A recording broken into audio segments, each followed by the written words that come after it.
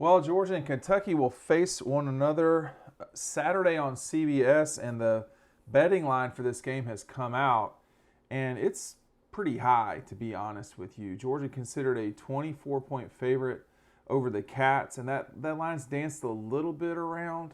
It opened at 24.5, and you can get it at 24, or you can get it at 23.5. But Kentucky today on Monday announcing there were a couple of guys on their defensive line who they'll be missing, and that is just not a good formula for a situation like this. The over-under for the game is 44.5 points, and you're a 24-point favorite. I think you can do the math right there. They expect Georgia to win this game somewhere around 34-10.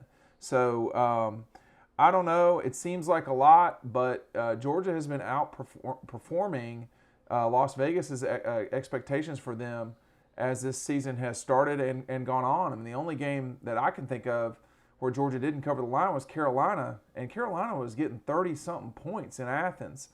So it's hard. It's when you're not allowing points, it's really easy to cover the line, and that's what's going on right now. This Georgia defense is so dominant that people can't score. I would have to go back and count up the numbers, but this Georgia team has scored 20 points on the defensive and special team sides of the ball, and let's see, they have allowed 30 points, three to Clemson. UAB is at 7, Carolina 13, and then Auburn 10. So and then I know people are going to come on here and say, well, one of those was a pick six, and that's not how it works.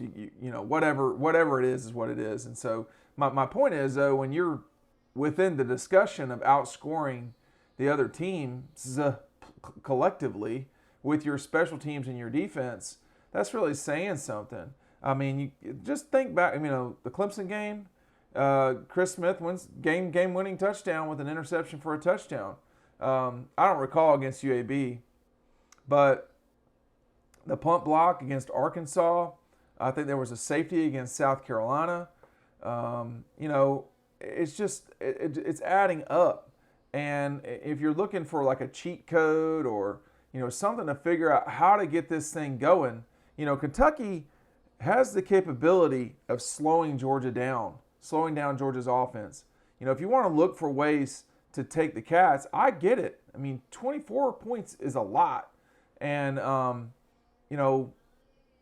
we don't know who the quarterback's going to be yet. Today, Kirby talking about JT Daniels was throwing better than he has. That was at noon. That was not after practice, so we won't really know that. But, I mean, geez, even you're scoring a bunch of points with Stetson anyway. I mean, Georgia only once this season has failed to score at least 34 points, and that was this past weekend against Auburn, a meat grinder that you knew was going to be that way. Now, as I have said for some time now, I expect the Kentucky game to be a meat grinder too. The question is who's going to be the meat and who's going to be the grinder. And my suspicion is that we're going to be seeing a fair amount of Kentucky Wildcat grinded out. But, that's why they play the games. And 24, I mean, that's a healthy number. That's a healthy number. In the time that Georgia,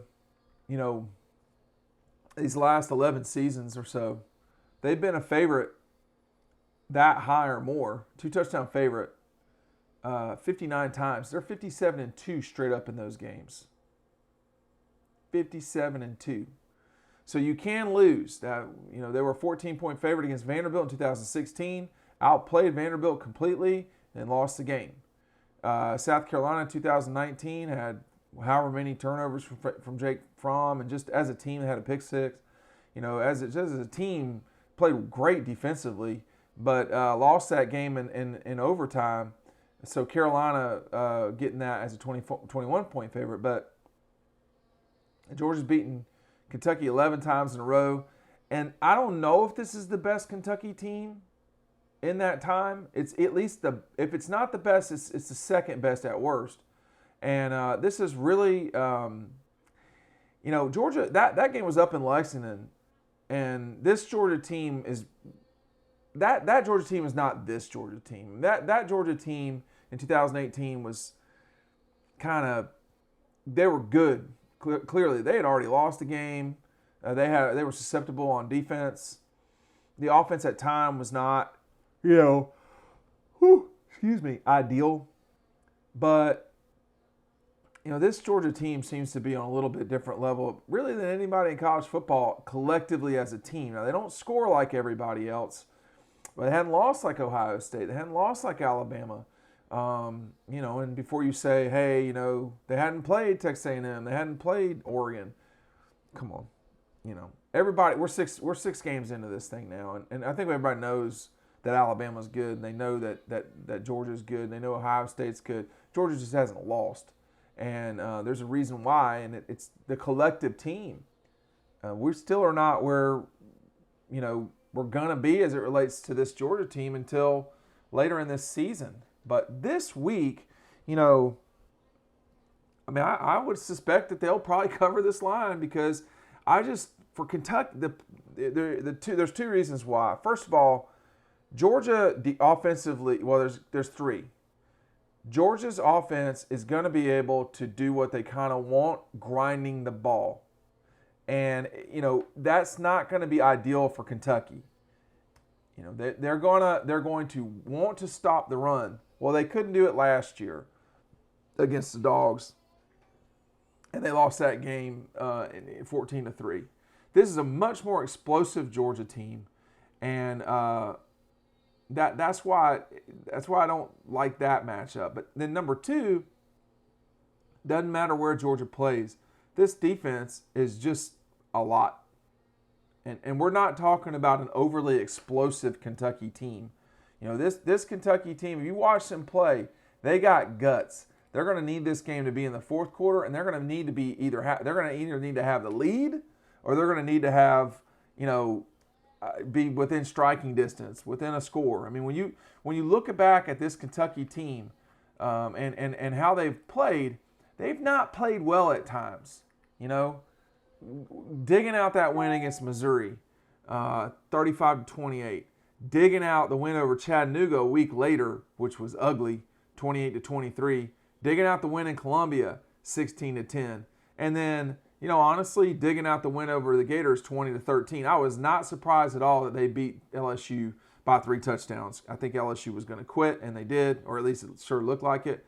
But the way Kentucky has won their games is admirable. It's not ideal going into this game with Georgia. Like, you want to be way clear of your opponent. And it